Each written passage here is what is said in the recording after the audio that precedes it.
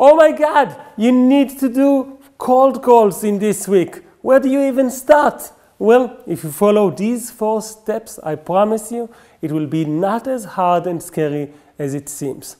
Stick around. Congratulations, you've decided to do some cold calls in your business so that you could find new people that don't know you and let them know about your service.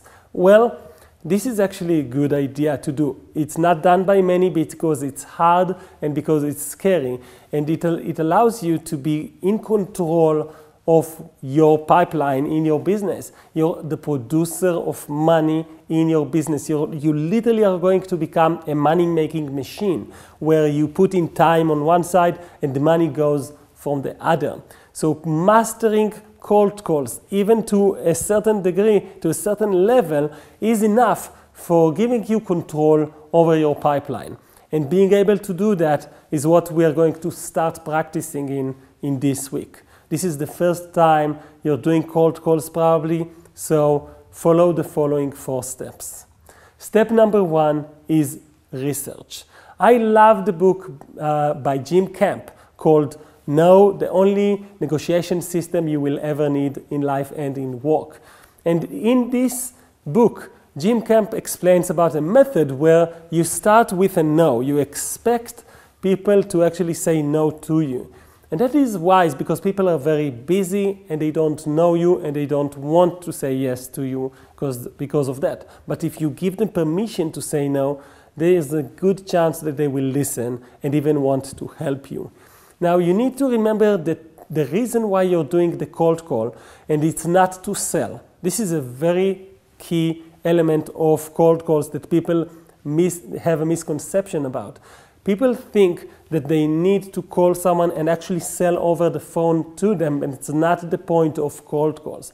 The point of cold calls is to identify people that has a need that you can help them with. If they have a problem that you have a solution for, then that cold call was successful. And then all you want is identify if they have the need and take their email address for further communication or schedule an actual appointment with them separate to the cold call.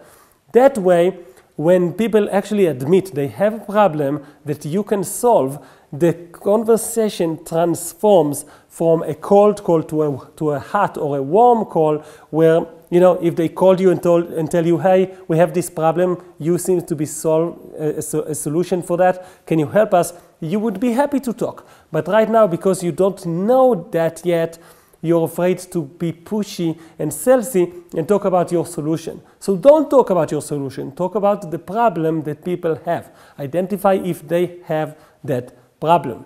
Which brings us to step number 2, writing a script. This is a must. You have to put in words on a piece of paper or on a Google Doc to actually have a script for your call. In that script, start with a no. Something like, hi, you don't know me and I'm not even sure if what I do is relevant for you because I don't know if you are sometimes in a need to do this or that. And I don't want to waste your time, so I just want to know, are you sometimes in a need for this or for that? And if they say yes, then, well, let me introduce me. I'm Ziv, and what we do is benefit, benefit, benefit. I want to send you some information about that. Would you be willing to give me your email address so that I can send you things? I don't want you to waste your time right now, and I'm so thankful for you taking the time to answer this phone call. So the script doesn't have to be 14 pages long. It can even be 1 page of a script where you check if someone needs your help and try to get their email address. And later on, you need to send them a really good email with all the benefits of what you do, and then follow up probably with another phone call and try to get them into an appointment. Basically, the whole purpose of cold calls is not to sell.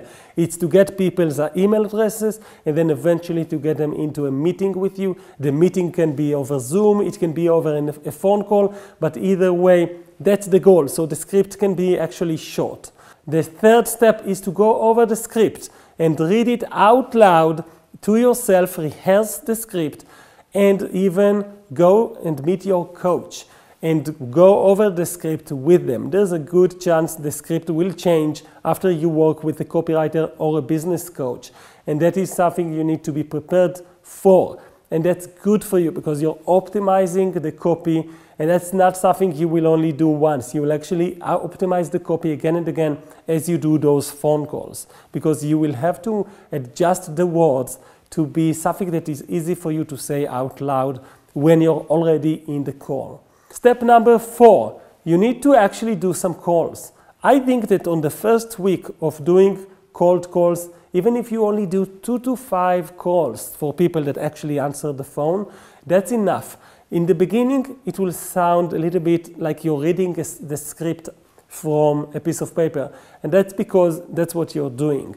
You're reading out the script and you're adjusting the script for the next call and for the next call. Always adapt your copy to your style and to what people tell you.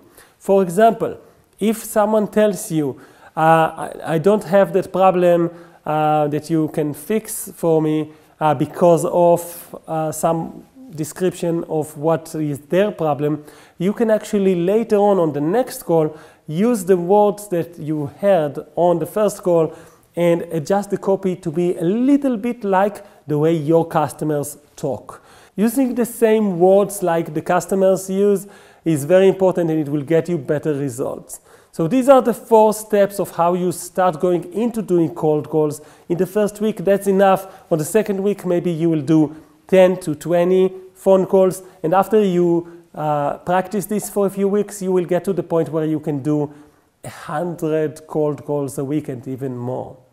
Congratulations on taking action in your business.